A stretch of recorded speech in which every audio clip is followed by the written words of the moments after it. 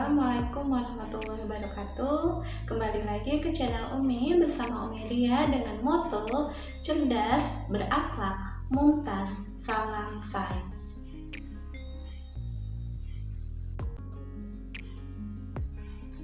Hai, apa kabar siswa-siswi hebat Umi di seluruh Indonesia? Semoga dalam keadaan sehat ya.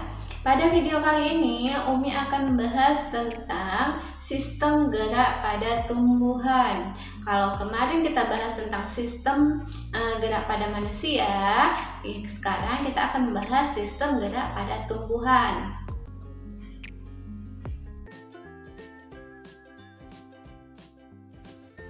Tahukah kamu tumbuhan dapat bergerak? Bagaimana gerak tumbuhan itu? Apakah tumbuhan bergerak seperti ini? Lalu bagaimana gerak pada tumbuhan itu? Setiap organisme mampu menerima rangsang yang disebut iritabilitas dan mampu pula menanggapi rangsang tersebut. Salah satu bentuk tanggapan yang umum adalah berupa gerak.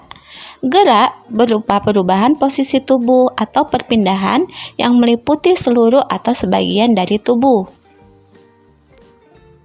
Nah, berikut merupakan peta konsep gerak pada tumbuhan.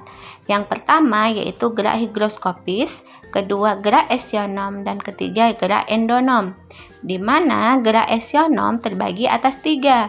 Yang pertama gerak tropisme, kedua gerak taksis, dan ketiga gerak nasti.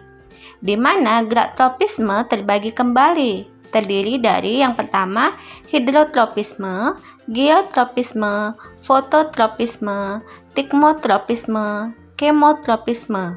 Sedangkan pada gerak taksis terbagi atas dua, yaitu fototaksis dan kemotaksis. Pada gerak nasti terdiri dari seismonasti, niktinasti, fotonasti, termonasti, haptonasti, dan nasti kompleks. Berikut penjabaran pada tiap-tiap gerak pada tumbuhan.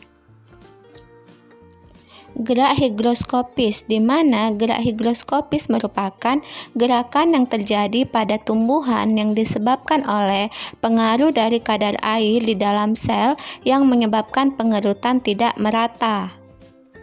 Contoh gerak higroskopis adalah membukanya dinding sporangium atau kotak spora dari tumbuhan paku. Contoh berikutnya yaitu pecahnya buah tanaman polong akibat terjadinya pengerutan pada kulit buah polong. Yang kedua yaitu gerak autonom atau disebut juga sebagai gerak endonom, di mana gerak autonom atau endonom ini adalah gerak pada tumbuhan yang disebabkan oleh rangsang yang berasal dari dalam tubuh tumbuhan sendiri. Contoh gerakan endonom yaitu aliran sitoplasma di dalam sel, di mana aliran ini terjadi secara spontan di dalam sel tubuh tumbuhan tersebut. Yang ketiga yaitu gerak eksionom. Gerak eksionom merupakan gerakan pada tumbuhan yang disebabkan oleh rangsangan yang berasal dari luar tumbuhan tersebut. Faktor penyebabnya bisa berasal dari faktor rangsangan sentuhan, air, cahaya, temperatur atau suhu, zat kimia, gravitasi, dan lain sebagainya. Di mana gerak eksionom terbagi atas tiga. Yang pertama yaitu tropisme, kedua taksis, dan ketiga nasti. Gerak tropisme. Gerak tropisme merupakan gerak tumbuhan yang arah geraknya dipengaruhi oleh arah datangnya rangsangan. Gerak tropisme ini terdiri dari dua, yaitu gerak tropisme positif dan gerak tropisme negatif. Tropisme positif merupakan arah gerak tumbuhan yang mendekati rangsangan. Sedangkan tropisme negatif arah gerakan tumbuhan menjauhi rangsangan. Fototropisme. Fototropisme adalah gerak tropisme akibat rangsangan cahaya matahari. Fototropisme disebut juga heliotropisme. Fototropisme merupakan adaptasi tumbuhan untuk mengarahkan tajuknya ke arah cahaya matahari yang sangat penting untuk berlangsungnya fotosintesis. Apabila gerak tumbuhan tersebut menuju ke cahaya, berarti tumbuhan tersebut melakukan gerak fototropisme positif. Apabila gerakan tumbuhan ini menjauhi arah cahaya, maka disebut fototropisme negatif.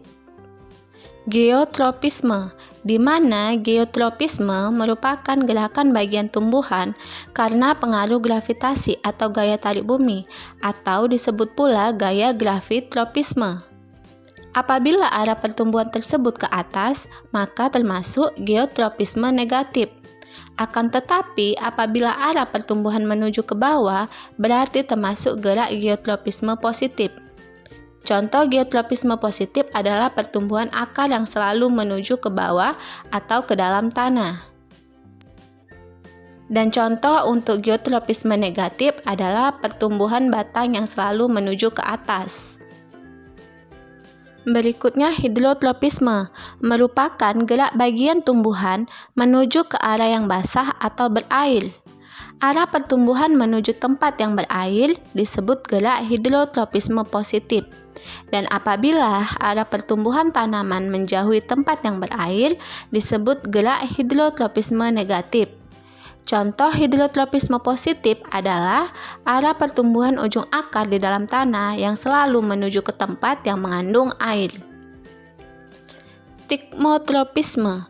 Tikmotropisme adalah gerakan tropisme yang disebabkan adanya rangsangan berupa sentuhan benda ataupun persinggungan. Berasal dari kata tikma yang berarti singgungan atau hapto yang berarti sentuhan. Gerakan ini tampak jelas pada gerak membelitnya ujung batang atau ujung sulur dari Cucurbitaceae dan Passiflora. Contoh tanaman yang bersulur adalah ercis, anggur, markisa, semangka, dan mentimun.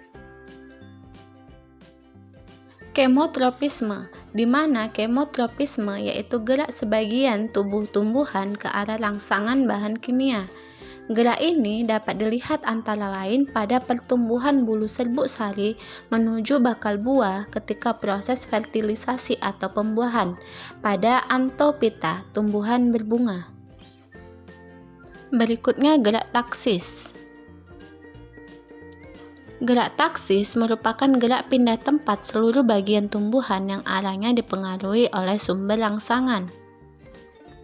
Fototaksis. Fototaksis yaitu gerakan pindah tempat tumbuhan atau bagian tumbuhan karena pengaruh cahaya. Contohnya yaitu gerak euglena ke arah datangnya cahaya. Euglena dapat bergerak diakibatkan adanya alat gerak berupa flagela dan reseptor cahaya. Berikutnya yaitu kemotaksis, yaitu gerak taksis yang disebabkan oleh rangsangan zat kimia. Contohnya yaitu gerak sel spermatozoid menuju sel telur pada tumbuhan paku. Berikutnya yaitu gerak nasti, di mana gerak nasti merupakan gerak tumbuhan yang tidak dipengaruhi oleh arah datangnya rangsang. Seismonasti, di mana merupakan gerakan nasti yang disebabkan oleh rangsangan sentuhan. Contohnya menutupnya daun putri malu Mimosa pudica saat disentuh. Berikutnya yaitu niktinasti, merupakan gerakan nasti yang disebabkan oleh suasana gelap atau gerak tidur. Contoh mengatupnya daun petai Cina atau lamtoro pada malam hari. Oke, selanjutnya yaitu fotonasti, di mana fotonasti merupakan gerakan nasti yang disebabkan oleh rangsangan berupa cahaya matahari. Contohnya, membuka dan menutupnya bunga pukul 4 Mirabilis jalapa pada jam tertentu saat ada cahaya matahari. Berikutnya yaitu termonasti, merupakan gerakan nasti yang disebabkan oleh rangsangan suhu. Contohnya yaitu pada bunga tulip. Berikutnya yaitu haptonasti, di mana gerak nasti yang disebabkan sentuhan serangga. Contohnya yaitu pada kantong semar dan bunga Venus, akan menutup jika ada serangga masuk. Yang terakhir yaitu gerak nasti kompleks, merupakan gerak nasti yang disebabkan oleh beberapa faktor sekaligus. Contohnya yaitu seperti kadar karbon dioksida, ion kalsium, temperatur, cahaya matahari, zat kimia, dan air. Contoh dari gerak nasti kompleks yaitu membuka dan menutupnya mulut daun atau stomata. Demikian materi pada video kali ini. Semoga materi yang disampaikan dapat bermanfaat untuk siswa-siswi hebat UMI di Indonesia. Ingat, selalu bersyukur dan tetap jaga kesehatan. Oke, selalu bersyukur dan ingat, jaga kesehatan. Mungkin itu saja. Billahi taufiq wal hidayah. Wassalamualaikum warahmatullahi wabarakatuh.